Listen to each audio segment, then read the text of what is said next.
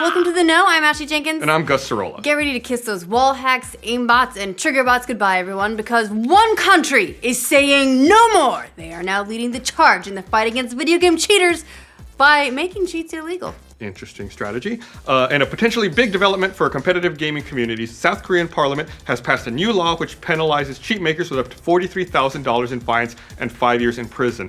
So first we got lawmakers in Russia wanting to get rid of colorful shoelaces in FIFA. That was our other story today. And lawmakers in South Korea wanting to get rid of League of Legends scripts. The story comes from PvP Online, who reports that the new law makes it 100% illegal to manufacture and distribute programs that are not allowed by a game company or its terms of service. Now, that last bit might be a little bit of a problem for modders in general, but let's talk about the actual intent of the law first and some of the positives that could come out of it, at least from a developer's perspective. We should also be clear that this law isn't meant to punish any people actually using cheats or hacks, or, we'd say goodbye to a lot of 12-year-old Overwatch players.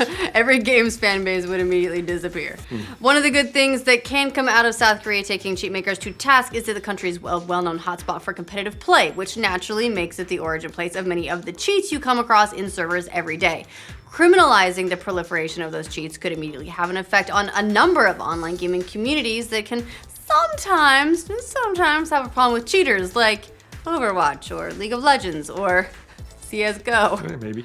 The popularity of South Korea's PC bongs, online PC cafes where you pay an hourly fee to play video games, only makes this problem worse. It's particularly an issue for Overwatch, as there are reports of tons of cheaters using VPNs to make North American accounts which don't require a cell phone number to validate like Korean accounts do. Once those accounts are banned for cheating, they simply make a new account and repeat. But hey, it drives up the user base, right? Yeah. Blizzard Korea can't or won't ban the IP addresses associated with those PC bongs because they're hugely popular and a ton of players come through every day. So if they were to just ban the PC because one guy was an asshole, then everyone else is affected too. All told, there are over 4,000 PC bongs in South Korea, with the majority of players hopping into competitive games. As much as 60% of players at these cafes are playing Overwatch and League of Legends at any given point. Since altering video game code to cheat isn't exactly a criminal action, most of the time these types of issues are settled civilly via lawsuits, and even then it's usually because the game developer has to do some kind of tricky legal workaround, especially when the offender is in a different part of the world. Back in June, Epic Games engaged in a bit of that legal kung fu to go after one cheat creator who was charging gamers a monthly fee to use his Paragon hacks. I know, who pays for a cheat? Like, who pays a monthly subscription? This week I paid for Netflix. Oh yeah, and of course my cheat subscription is up, which he promised were the most powerful in the world.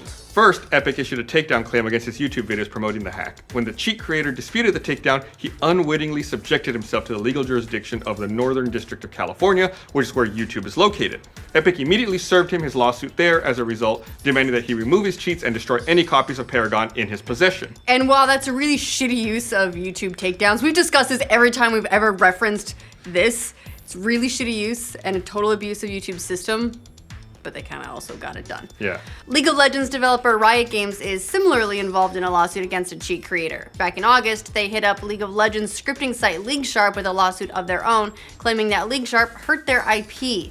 It also didn't really help that the owner of LeagueSharp doxed one of Riot's employees when they first contacted him. Ouch. That's really not going to get you on their good side. Just well, we should probably lay off. Both of those cases involve money being charged for cheats, which made them a bit easier and more worthwhile to pursue in court, but this new law will give companies like Riot Korea and Blizzard Korea the power to actually strike cheat creators down, even if they're distributing them for free. You might even smite them. Oh, God. Of course, there's always going to be the question of whether or not this new measure is one step too far, which is one criticism the gamers have whenever something like this comes up. For many out there, what you do in a video game shouldn't have real-world consequences, even if your cheats are ruining the experience for others. But there is an argument to be made that this will help developers spend more time on what actually matters, the games themselves, and improving the overall experience, rather than constantly chasing cheaters in a never-ending game of whack-a-mole. Now it'll be easier for them, at least in South Korea, to cut cheats off at the source, until they decide to move their operations elsewhere in the world. But now that this is being implemented in South Korea, you could see it implemented in other places as well, especially as the online ecosystem becomes increasingly important to more developers' business models. The more you keep the player base happy and cheat-free, the more money people will spend on crates, hacks, jock straps, whatever else they sell in games these days. I'm going for the jockstraps. On the flip side of all this, the law does have a little bit of troubling language that could be interpreted too broadly, which is the kind of thing that becomes an issue with, online security in general. By making any program that violates a terms of service agreement illegal, this law also gives game makers legal grounds to pursue the creators of more harmless mods in addition to actual cheaters. That vague language was probably necessary to get it to pass. If the letter of the law limited punishable offenses only to programs that were harmful to the game, the burden of proof would fall on game makers to make that argument in court. Now, as the law stands now, the case would be pretty cut and dry. Still, it's not really a good thing that even more harmless mods out there could be in the legal crosshairs of large corporations. But the hope, and it's, that's all we have to hang on to, is that developers know where to draw the line.